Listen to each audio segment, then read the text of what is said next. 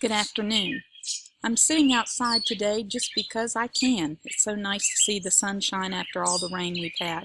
You'll probably hear my two dogs barking in the background every now and then, and you might even hear the birds chirping.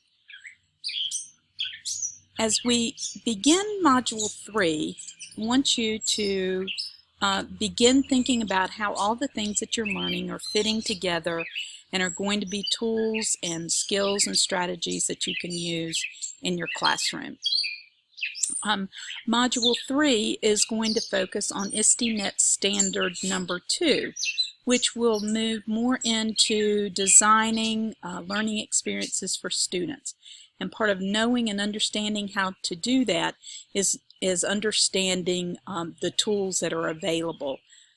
You also need to have a format or a framework for planning. And in this module, you're going to learn about Universal Design for Learning, which is a framework for planning instruction from the beginning that is inclusive for all members of your classroom.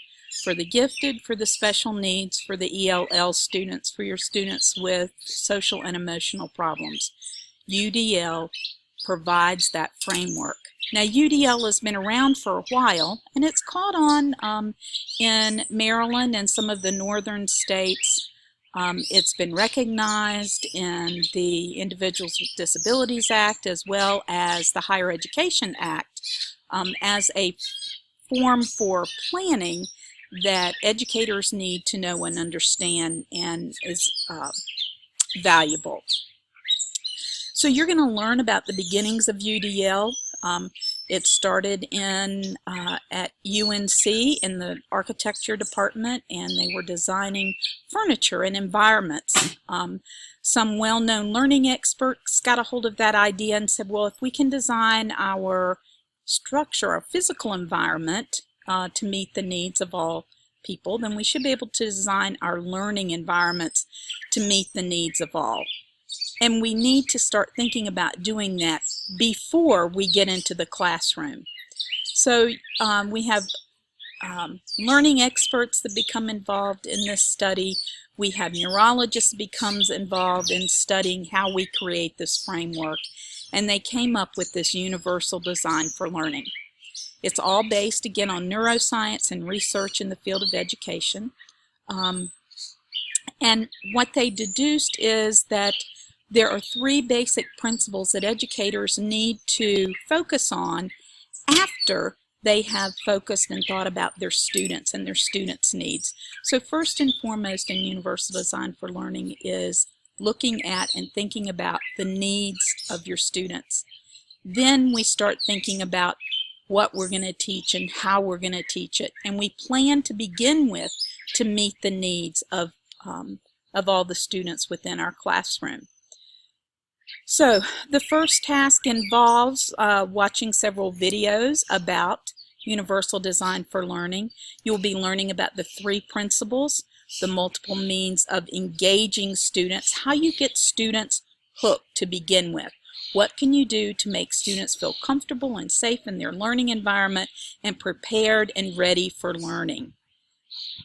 Then another principle is representation, or representing the content. How can you as a teacher represent the content in multiple ways? We know that we all don't learn the same way. We all learn differently. So how can you as an educator be prepared for that by representing the content in different ways?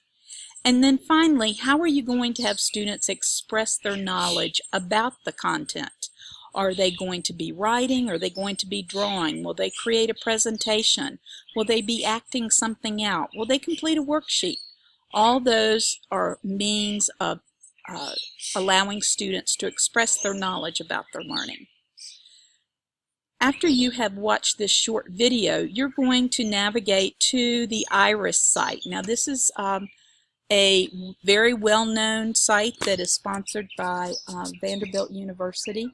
And you will be completing a module on this site. The module begins with a challenge question and moves you through assessment.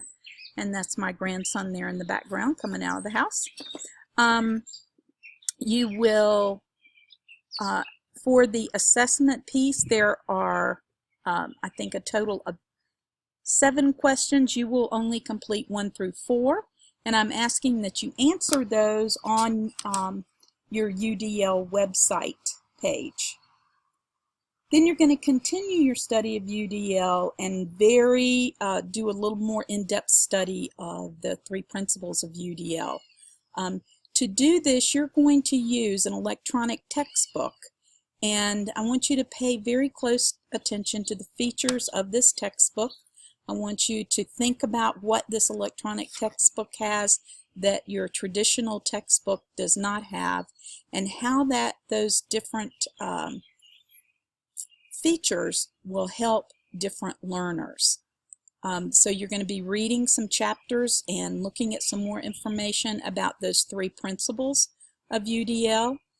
And then you're going to list each of the principles and some strategies that you have discovered in your exploration and your reading. The next task is focused on digital text.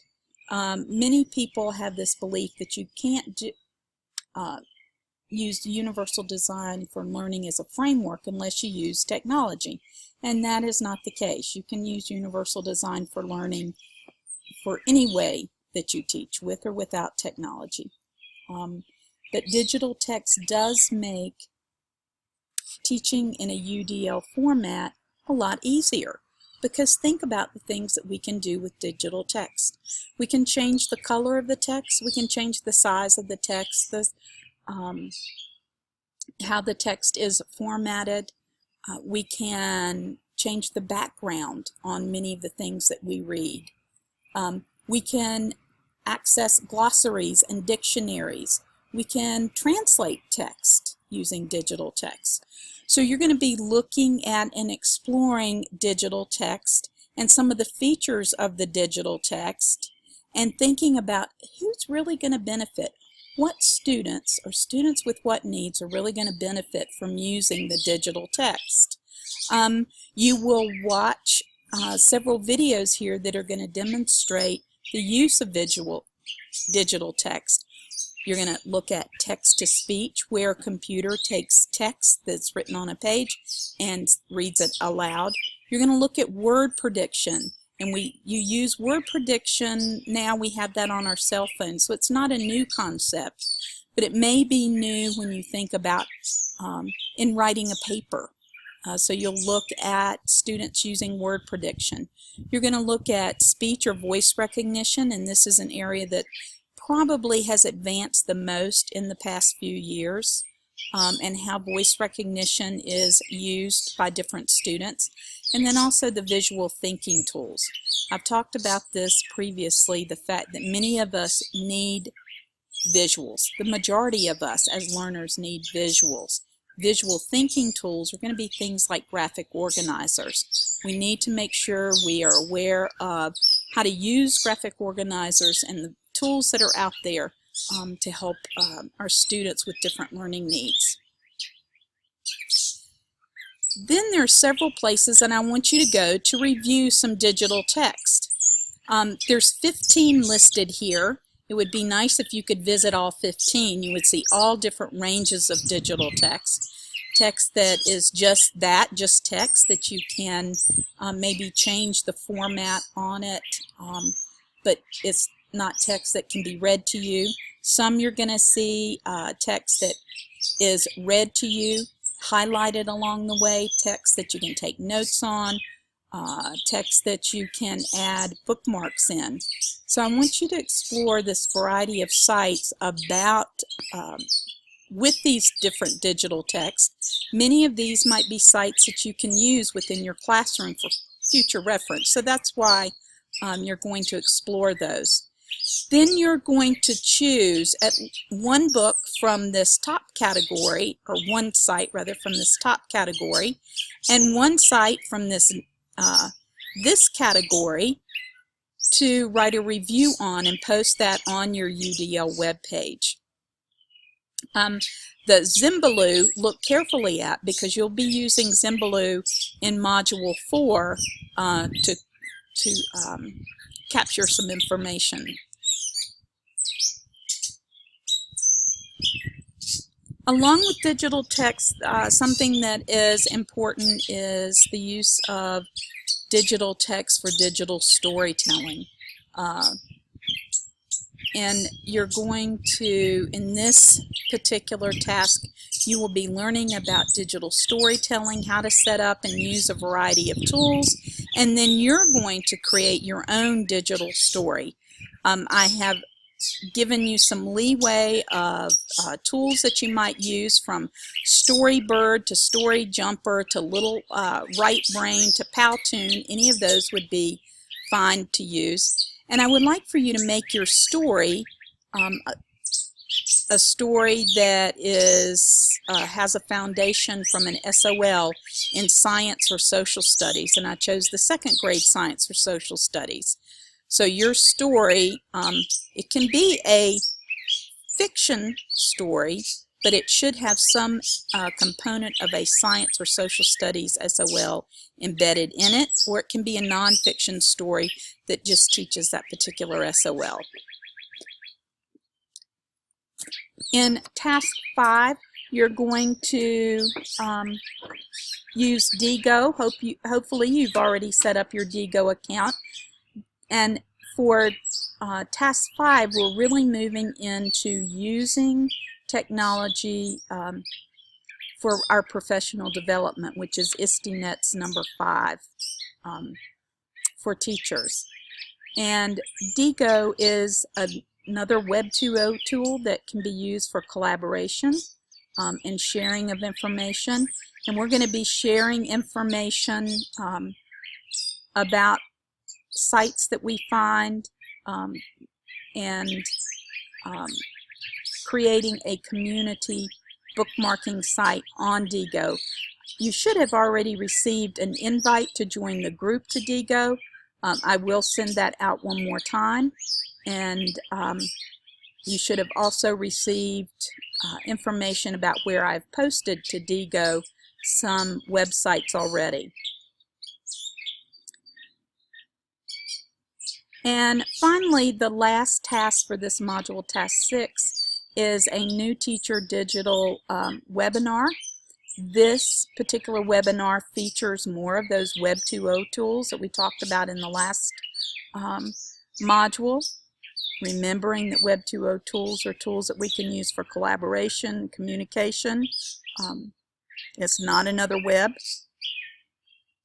You will complete this webinar, and at the end of the webinar there is a short quiz that you will need to take and then post your certificate.